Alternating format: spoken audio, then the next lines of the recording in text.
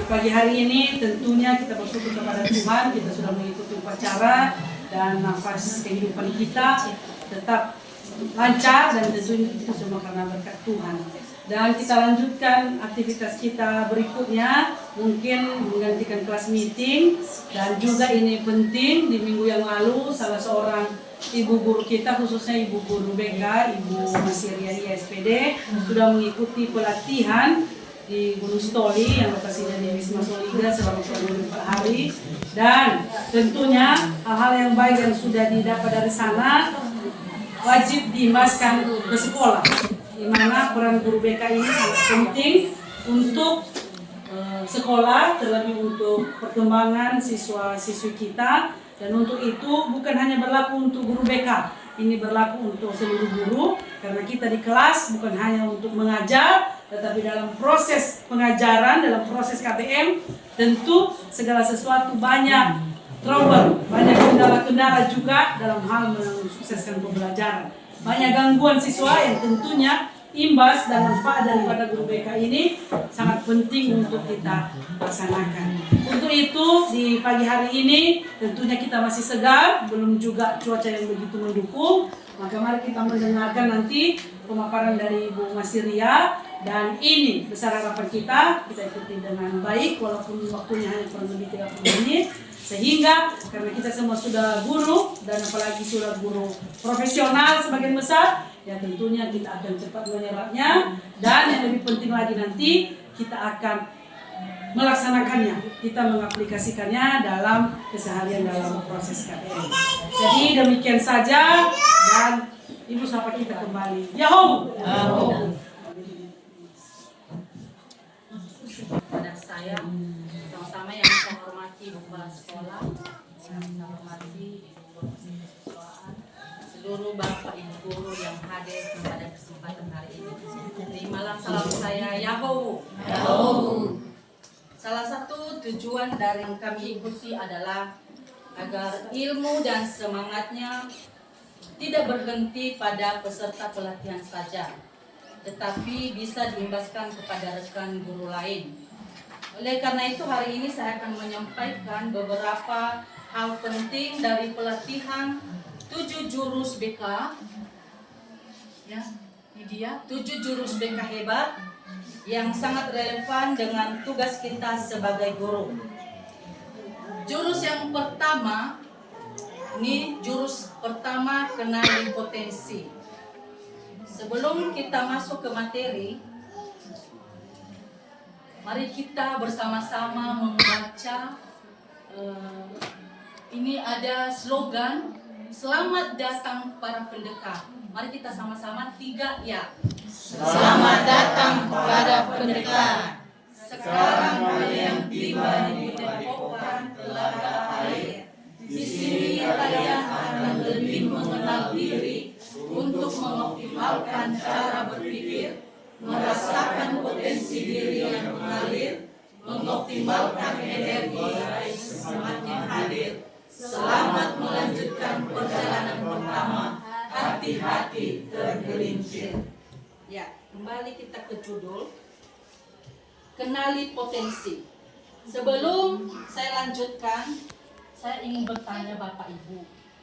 Siapa yang disebut anak cerdas? Ada yang bisa menjawab? Ya, silakan Pak. Menurut saya anak cerdas itu anak yang bisa mengoptimalkan potensi dirinya sesuai dengan yang diharapkan oleh yang melihat.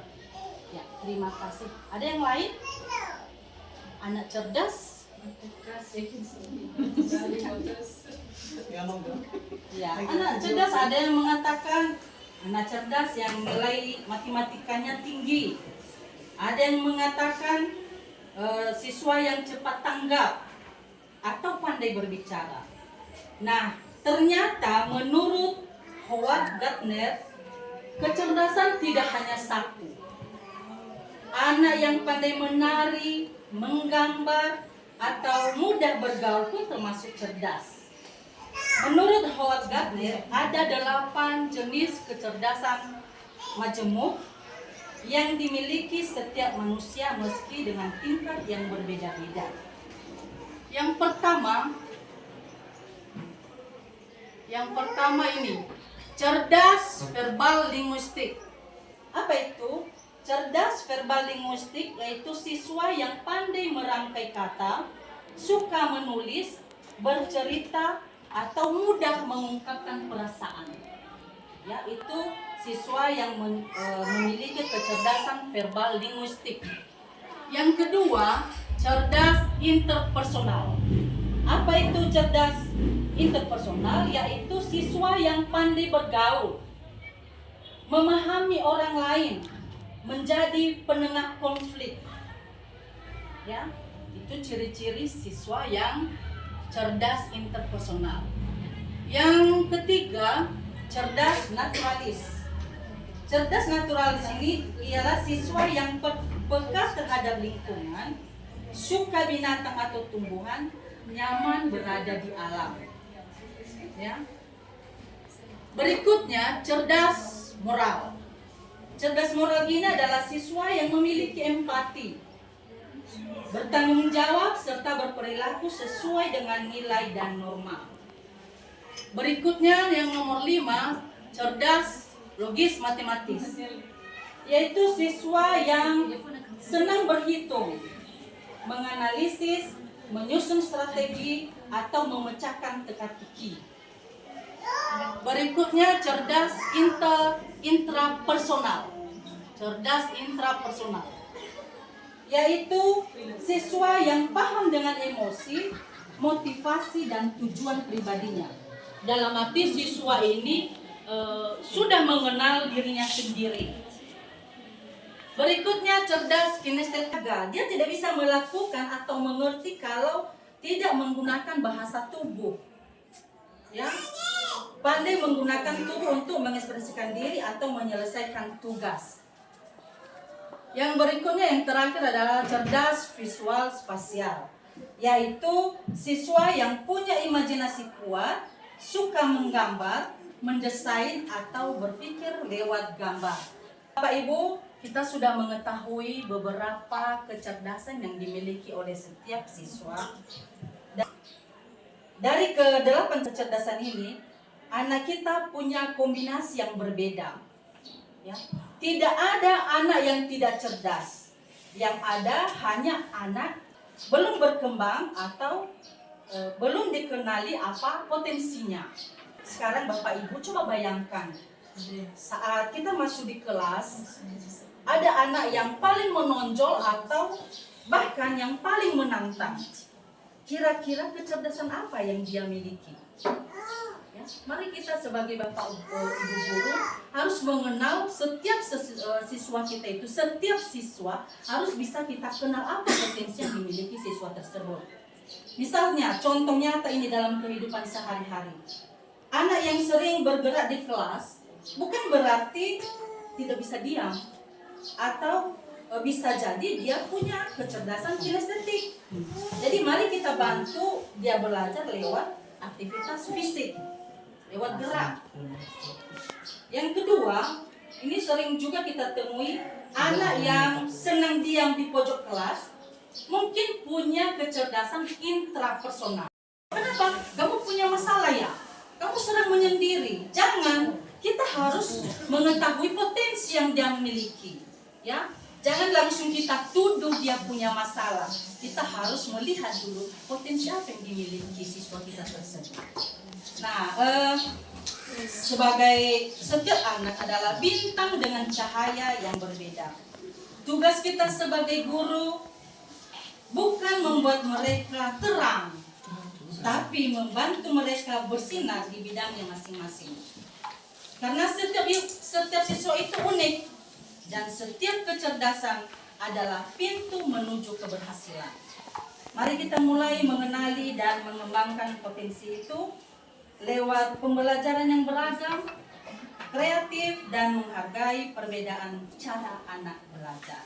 Jadi itu aja yang bisa saya paparkan mengenai jurus 1. Atas perhatian kita semua, saya ucapkan terima kasih.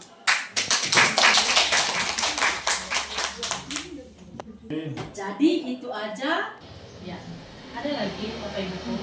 Ya, silakan.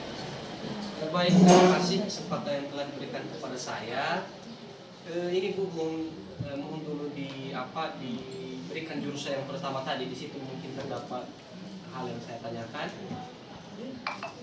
Di jurus pertama tadi, Bu. Selain yang jurus pertama.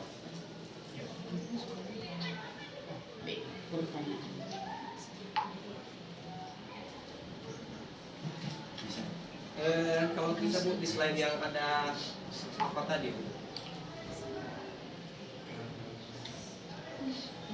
Yang ada nanti, ya. Baik Bu, pertanyaan saya di kecerdasan manajemen ini, kan tentunya kita kan sudah memahami bersama bahwa seorang peserta didik punya kecerdasan intelektual berdasarkan umur. Jadi yang saya temukan di SMA kita ini mengarah kepada cerdas visual spasial. Jadi anak-anak yang berumuran SMA ini, berjenjang SMA ini lebih kebanyakan membuang waktu ataupun lebih menggeluti istilah menggambar dalam buku mereka. Jadi bagaimana cara kita sebagai guru, khususnya guru mata pelajaran, mengarahkan mereka dalam hal pembelajaran yang lebih efektif. Padahal mereka sebenarnya tidak seharusnya melakukan pembelajaran yang bersifat cerdas visual spasial ini, karena tidak searah dengan umur mereka. Ini kalau nggak salah, ini sudah mengarah pada umur yang masih TK sampai SD. Ya, itu menurut pemahaman saya. Nanti mohon diluruskan kalau memang ada kesalahan dalam hal itu. Terima kasih. Saya ada Bapak Ibu guru 3 orang penanya, maka saya akan jawab satu-satu. Pak Berkat tadi bukan sebetulnya bertanya, tapi memberikan saran. Terima kasih sarannya Pak. Jadi untuk ke depan nanti karena sudah ada guru wali, juga wali kelas, bisa berkolaborasi dengan guru BK untuk ke depan. Jadi dan saya terjawab.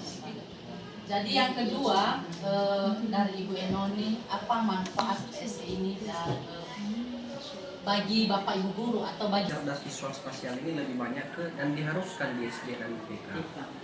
Lalu bagaimana cara kita kalau misalnya terdapat di jenjang SMA ini?